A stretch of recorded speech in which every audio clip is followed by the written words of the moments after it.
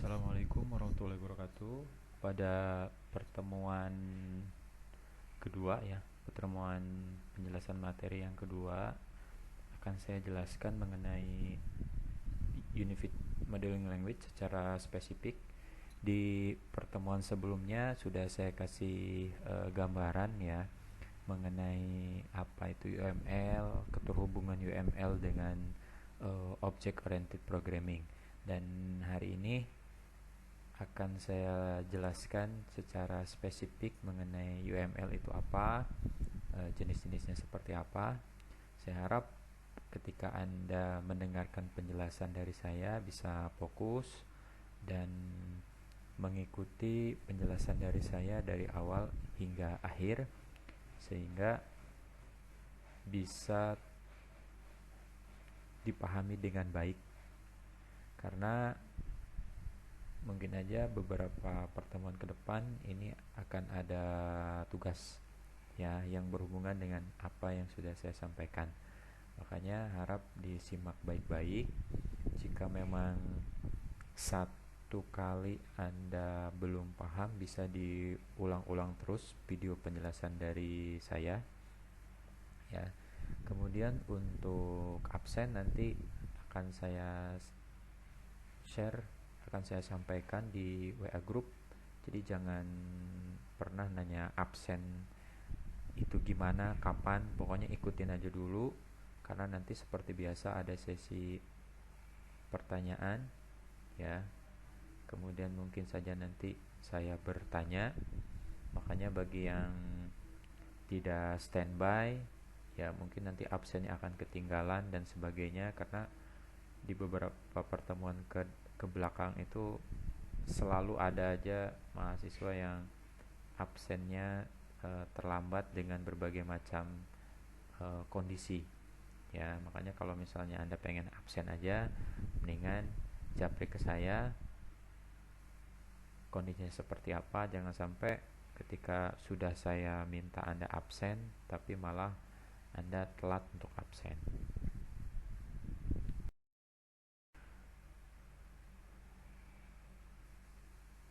Oke, saya mulai dari pendahuluan. Jadi, UML ini merupakan salah satu cara dalam merumuskan analisa dan desain sistem. Ya, seperti halnya di pertemuan sebelumnya bahwa dalam merumuskan analisa dan desain sistem ini butuh tools, butuh alat dalam merancang. Karena sistem ini bukan hanya terfokus kepada software. Ya, jadi sistem ini merupakan gambaran besar dan software adalah bagian dari sistem itu sendiri. Jika berbicara definisi, sistem itu adalah kumpulan unsur-unsur yang saling berintegrasi untuk mencapai tujuan yang sama. Itu pengertian sistem. Ya, itu nanti lanjutan mata kuliahnya ada di semester 4. Ada namanya analisa perancangan sistem informasi. Jadi PSBO ini sebagai dasarnya sebelum Anda masuk ke APSI. Jadi dalam merumuskan dan analisa mendesain sistem ini butuh alat ya, karena nggak mungkin Anda menyampaikan ide, pemikiran, alur menggunakan bahasa verbal, tapi harus menggunakan alat toolsnya yaitu UML. Kemudian UML ini merupakan bahasa dalam tanda kutip ya, bahasa yang telah menjadi standar untuk visualisasi, merancang dan mendokumentasikan software atau sistem informasi. Jadi berbicara bahasa ya dalam tanda kutip ini bukan bahasa seperti bahasa Inggris, bahasa Indonesia, bahasa yang ada di dunia, tapi bahasa dalam memvisualisasikan, merancang dan mendokumentasikan. Memvisualisasikan ini maksudnya adalah dari sisi berpikir Anda itu harus bisa dituangkan ke dalam bentuk gambar, divisualisasikan. Ya, karena manusia itu lebih mudah memahami bentuk gambar, lebih tertarik kepada bentuk gambar. Ya, ya misalnya Anda di sosial media gitu kan, misalnya Instagram, kenapa semakin banyak yang punya akun Instagram misalnya, ya karena di sana Instagram itu difokuskan untuk foto, video gitu ya. Atau misalnya Anda lebih sering nonton TV misalnya dibandingkan dengan radio, karena radio tidak ada gambarnya, ya hanya berbentuk suara. Kalau TV ada gambarnya, misalnya perbandingan antara radio dan televisi. Jadi bentuk visualisasi ini penting dalam menerjemah cara berpikir seseorang. Yang berikutnya adalah merancang, ya, merancang atau mendesain. Merancang ini bisa dari nol, bisa juga dari yang udah ada dirancang ke yang baru. Nah, rancangan ini tentu saja tujuannya adalah menghasilkan sistem yang memang bisa menyelesaikan pekerjaan manusia, bisa memudahkan. Dan yang ketiga, mendokumentasikan software.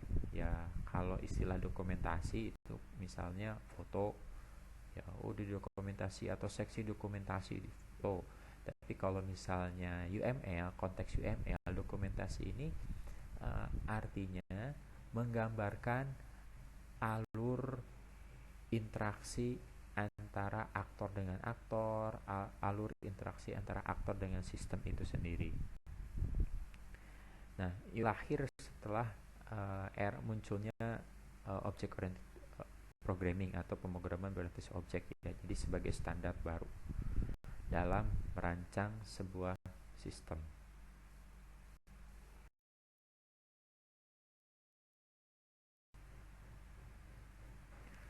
Nah, di sini sedikit sejarah yang mengenai UML. Ya, UML itu Unified Penyatuan Modeling Language, adalah bahasa pemodelan. Jadi kalau di bahasa Indonesia kan itu menyatukan bahasa pemodelan. Ya, dimulai dari Boch, Romburg sama Jacobson. Ini dia punya masing-masing bahasa pemodelan, ada OOD, OMT, C gitu kan. Ini digabung, tiga orang ini menggabungkan masing-masing pemodelan yang mereka buat. Akhirnya tahun 1995 jadilah UML. Ya, karena ketika sudah standar itu kan jadi mudah dalam menyelesaikan sebuah permasalahan.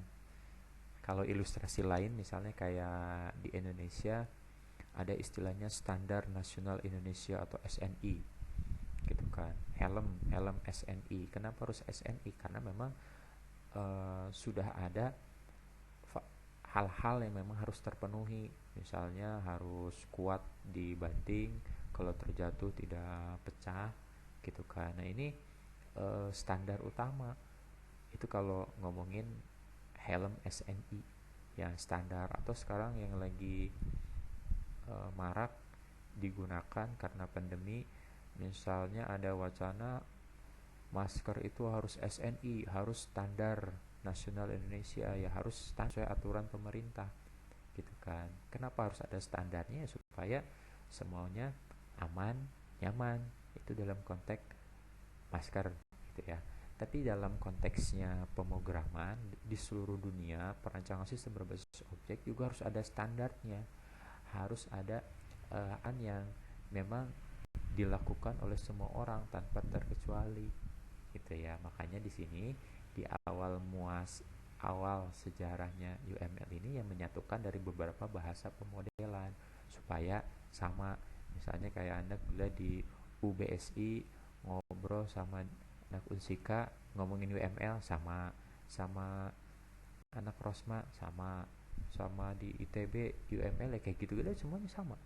Jadi tidak ada perbedaan bahasa pemodelan. Kalau ngomongin UML pasti Unified Modeling Language, itu yang dimaksud dengan standar bahasa pemodelan.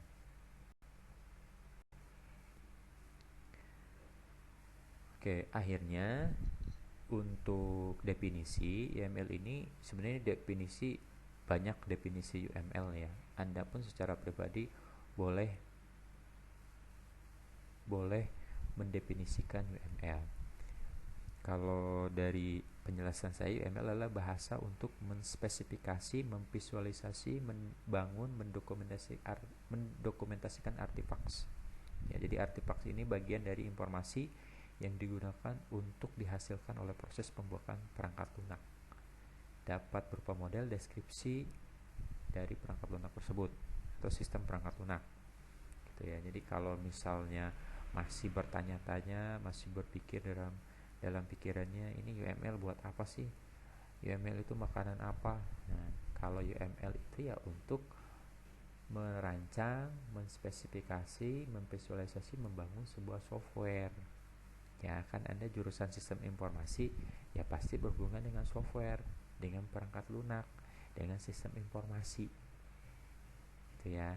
Nah, UML ini tidak berhubungan langsung dengan bahasa pemrograman, tapi sangat berkaitan dengan bahasa pemrograman. Gitu ya. Karena kalau misalnya balik lagi ke yang kemarin masalah SDLC itu kan, analisa, desain, coding. Nah, ketika Anda ingin melakukan coding itu ya itu tahapan ketiga. Tahapan pertama, kedua itu ya Anda harus memvisualisasikan apa yang ada dalam pikiran Anda sehingga nanti ketika diimplementasikan ke dalam coding itu nggak bingung. Mungkin muncul pertanyaan, Pak, kalau saya bikin software langsung aja ke coding, ngapain bikin UML, ngapain gambar-gambar use case activity, kan ribet. Ilustrasinya kayak gini, kalau Anda mau bikin pos ronda langsung aja, nggak usah digambar. Kalau pos ronda paling 3x3 9 meter persegi gitu kan, nggak perlu kamar mandi, nggak perlu ruang tamu, langsung aja bangun, tukangnya pasti udah ngerti. Tapi ketika Anda ingin merancang sebuah gedung lantai 10, ingin merancang mall ukurannya 1 hektar misalnya, bangunan kantor misalnya, itu tidak bisa Anda langsung eksekusi, beli semen, manggil tukang. Pasti ada gambarannya dulu, pasti ada arsiteknya. Itu ilustrasi lain. Makanya ketika Anda membangun sebuah software, kalau softwarenya sederhana ya nggak perlu namanya UML. Tapi kalau software Anda, kalau sistem informasi Anda itu kompleksitasnya tinggi, misalnya software Anda bisa berintegrasi antara HRD, marketing, accounting, maintenance. Itu gimana cara berpikir atau menelusuri alur kerjanya? Butuh UML sebagai bahasa standarnya. Jadi nggak bisa Anda bikin SAP atau bikin website, aplikasi mobile yang kompleks itu langsung ke coding, itu nggak bisa. Harus menspesifikasikan kebutuhan dulu, harus memvisualisasikan apa yang ada dalam pikiran Anda, dan kemudian mendokumentasikan. Supaya apa? Ya ujung-ujungnya supaya software atau sistem import Anda buat bisa digunakan dengan baik. Kemudian poin berikutnya, UML memiliki notasi membantu memodelkan sistem. UML tidak hanya digunakan pada pemodelan perangkat lunak, tapi semua bidang. Ya, kalau Anda sistem informasi memang konteksnya adalah software. Ke bidang lain pun bisa digunakan dengan baik. Nah, kemudian tujuan UML. Nah, tujuan UML yang pertama memberikan model siap pakai, ya, yang ekspresif untuk mengembangkan dan saling menukar model, dimengerti secara umum. Seperti halnya tadi, Anda kuliah dimanapun ngomongin UML ya kayak gini-gini aja, nggak berbeda bentuk, nggak berbeda tujuan, pasti kayak gitu aja. Paling yang membedakan adalah cara berpikir, analisanya aja, tapi dari sisi notasi sama.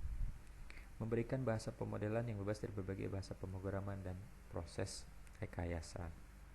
Jadi bahasa pemodelan, sekali lagi saya sampaikan, bahasa pemodelan yang dimaksud di UML ini tidak sama dengan bahasa pemrograman.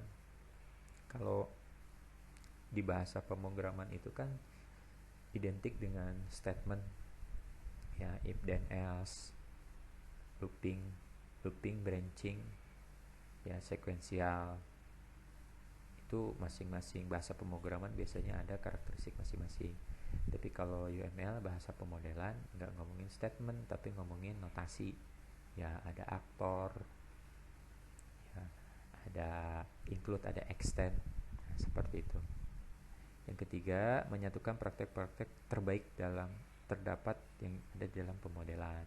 Seperti halnya yang hari Kamis kemarin saya sampaikan bahwa UML ini gabungan dari proses oriented dan data oriented.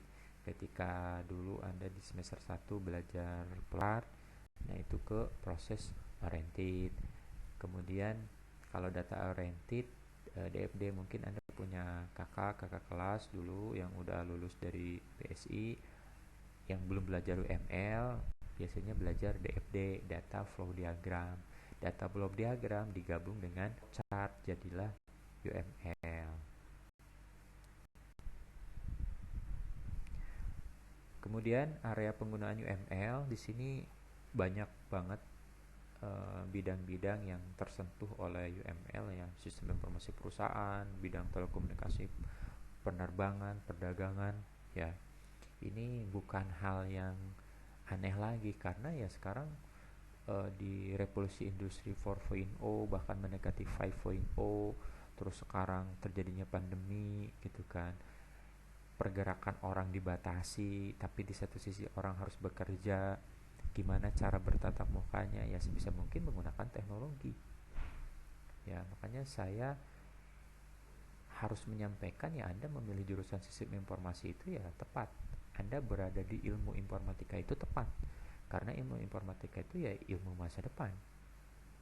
Kalau Anda sampai semester 3 ini merasa agak pusing-pusing, puyeng-puyeng, belum bisa memahami semua materi yang sudah disampaikan, ya ada beberapa hal. Yang pertama, yang pasti mungkin Anda jarang belajar. Yang kedua, Anda nggak sadar dalam hal bahwa dunia informatika, khususnya ada sistem informasi, ini dunia masa depan.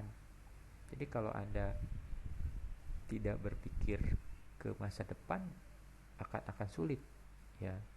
Jadi jangan pernah berpikir hal yang belum ada sekarang 5 tahun ke depan pasti nggak ada. Itu jangan berpikir kayak gitu. Berpikirnya hal yang sekarang belum ada, mungkin aja besok, lusa, minggu depan, tahun depan muncul. Ya, siapa sih yang pernah berpikir? Tidak semua orang berpikir misalnya e-commerce bisa menjadi salah satu industri. Mungkin tahun 60-50an orang berpikir beli sepatu, beli baju itu ya harus langsung ke tokonya, beli buku harus langsung ke tokonya. Tapi sekarang apalagi dengan kondisi pandemi seperti sekarang, orang ke mall dan sebagainya dibatasi, situs-situs e-commerce untuk jual beli semakin banyak peminatnya gitu kan. E-commerce itu apa? Ya, website dibuat dari apa? Bahasa pemrograman berasal dari mana? Ya dirancang dulu pakai apa? UML. Itu kalau dirunut ya kayak gitu. Makanya semua bidang yang ada hari ini sangat berhubungan dengan teknologi, dan teknologi, di balik teknologi tersebut ya pasti ada yang namanya perancangan, ada desain menggunakan UML. Namun, poin berikutnya, UML tidak terbatas hanya dalam pemodelan software, gitu kan, tapi juga memodelkan sistem non software. Kalau Anda di sistem informasi ya identik dengan software, gitu kan, software dan software. Apakah wajib bisa bahasa pemrograman? Ya saya sarankan minimal yang dasar-dasar ngerti, jangan blank, gitu ya, jangan blank. Kalau misalnya Anda nggak ngerti sama sekali, wah ini bahaya. Ya gimana caranya ngerti? Ya belajarnya kapan? Ya jangan nungguin dosennya ngomong, harus punya inisiatif. Apalagi sekarang kuliahnya seperti halnya mata kuliah PSBO, nggak ketemu sama dosennya, itu kan ya, seluruh Indonesia perkuliahan off, ya dosennya paling bikin video pakai Zoom meeting, pakai Google Classroom, gitu kan. Ya Anda sebagai mahasiswa harus inisiatif gitu, jangan nanyain absen absen absen. Absen mah gampang, yang penting Anda paham, nggak ngerti tanyain, diskusi, ya kayak gitu loh tugas mahasiswa yang sebenarnya. Nah, secara umum klasifikasi jenis UML ini ada sekitar 14 diagram ya. Dari diagram UML ini dibagi dua, ada struktur diagram, ada behavior diagram. Ya, ada struktur diagram itu ada kelas, komponen, komposit, deploy, object, dan package. Kalau behavior, activity, use case, state machine. Ya, ada interaksi diagram. Interaksi diagram ini ada sequence, komunikasi, interaksi, timing diagram. Dari 14 diagram UML, ya ini versi 2. Ini tidak semuanya Anda harus pahami. Minimal kalau Anda activity, use case, class diagram, deployment diagram, sequence diagram, minimal itu yang harus Anda pahami. Yang Anda harus ingat, setiap diagram ini punya notasi masing-masing. Ya, punya notasi masing-masing. Jadi kalau di flowchart itu hanya satu diagram dan ada beberapa notasi, tapi kalau UML ini keluarga notasi. Jadi banyak notasi. Setiap diagram punya notasi masing-masing. Makanya kalau Anda ingin memahami UML ya banyak latihan. Tenang aja, nanti saya kasih beberapa kasus yang harus Anda selesaikan. Karena kalau cuma mendengarin saya menjelaskan kemudian Anda pasif gitu, nggak akan bisa-bisa. Dan UML ini yang harus Anda pahami itu nanti dipakai di KKP tugas akhir atau skripsi gitu ya. Jadi kalau misalnya nanti Anda ke perpustakaan lihat gambar-gambar, ya memang itulah kerjaannya anak sistem informasi, anak teknik informatika, anak manajemen informatika, teknik komputer gitu ya. Pokoknya keluarga informatika, nah itu pasti mengenal UML. Makanya kalau Anda lemah di bahasa pemrograman, perkuat di analisanya, itu di bahasa pemodelan UML. Idealnya bahasa pemrograman oke, analisa pakai UML juga oke. Itu berbicara ideal. Tapi saya nggak muluk-muluk, ya Anda pelan-pelan aja lah. Yang penting Anda banyak belajar, banyak baca, banyak diskusi, banyak nanya. Kalau itu tidak, saya garansi Anda nggak bisa apa-apa. Oke, kita bedah satu persatu. Ini struktur diagram ya. Struktur diagram itu ada kelas, ada objek, ada package. Jadi semua ada beberapa diagram itu yang nanti akan saya jelaskan di pertemuan berikutnya ya. Jadi kalau pertemuan sekarang hanya pengantar aja supaya Anda mau membaca dulu, terus nanti pas saya ngejelasin misalnya hari Kamis depan use case Anda sudah ada bayangan ya, meskipun masih buram, ada bayangan, terus nanti kita bisa diskusi. Jadi struktur diagram ini merepresentasikan data dan hubungan statis. Jadi ada kelas diagram, ada objek, ada package, ada deployment. Biasanya yang dipakai itu kelas diagram sama diagram. Kemudian dari struktur diagram ini ada kelas diagram, misalnya contohnya pegawai, gaji ya. Ini menunjukkan relasi antar kelas. Ada kelas pegawai, ada kelas gaji. Ya, nanti digambarkan, ini nanti ada bahasannya tersendiri ya. Kemudian ada objek diagram. Ya kalau objek sih di skripsi tugas akhir biasanya nggak dipakai ya. Ini mirip-mirip dengan kelas diagram, menunjukkan relasi antar objek juga. Kemudian package. Nah kalau package ini mengelompokkan elemen-elemen UML yang bentuk tingkat konstruksi yang lebih tinggi.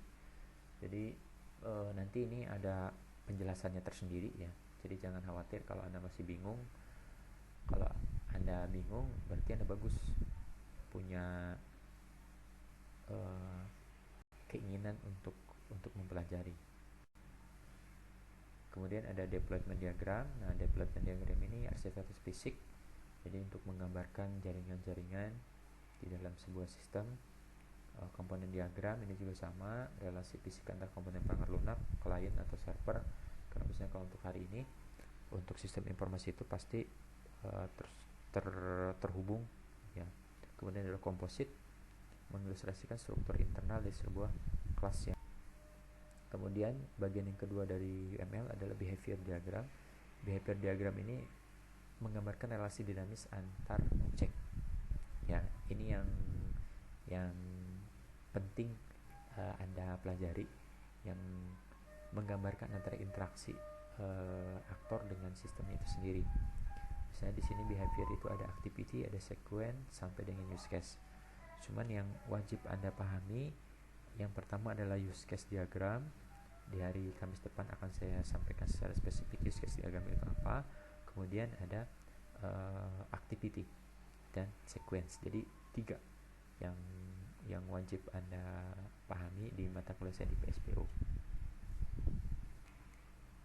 Nah, kalau activity ini mirip kayak flowchart ya. Jadi activity ini mirip flowchart banget. Cuman nanti ada beberapa notasi yang berbeda dengan flowchart ya, untuk menggambarkan alur bisnis atau logika bisnis logiknya. Kemudian ada interaksi diagram, menunjukkan relasi antara objek, karena ketika berbicara object oriented programming pasti ada objek-objek yang saling berintegrasi. Kalau sequence diagram ini pengurutan interaksi berdasarkan waktu. Kalau bahasa saya skenario ya, skenario. Nanti saya jelaskan ini masing-masing diagram. Kemudian ada komunikasi diagram, komunikasi atas kumpulan objek ya, dari sebuah aktivitas. Karena di dalam sebuah sistem itu pasti ada objek-objek yang berinteraksi, ada aktivitas yang dilakukan oleh setiap objek. Kemudian ada timing ya. Kalau timing ini menunjukkan waktu.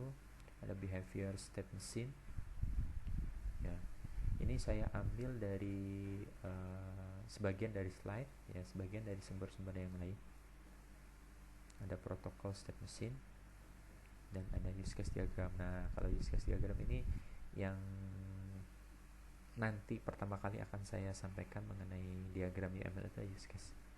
Ya, ini use case yang menggambarkan gambaran sistem yang ingin Anda rancang dan menangkap kebutuhan bisnis. Ya, kebutuhan bisnis yang nanti Anda akan nah, ini sedikit saya ulang bahwa SDLC ya, atau SDLC atau System Development Life Cycle ya, ini merupakan hal yang harus Anda pahami ya, karena di dalam pengembangan sebuah sistem, pengembangan sebuah software itu pasti ada siklus kerjanya. Siklus kerja, karena membuat sebuah sistem itu bukan membuat bala-bala atau membuat odading gitu ya, yang tahapannya nggak begitu banyak. Tapi kalau misalnya membuat sistem, karena mikirin aturan, mikirin teknologi, mikirin manusianya itu sendiri, makanya harus ada siklus, ya, harus ada tahapannya. Nah, di sini dalam tahapan planning ya, ada system request, ada feasibility analysis. Ini kebutuhan sistem itu harus sudah Anda ketahui ketika melakukan perencanaan.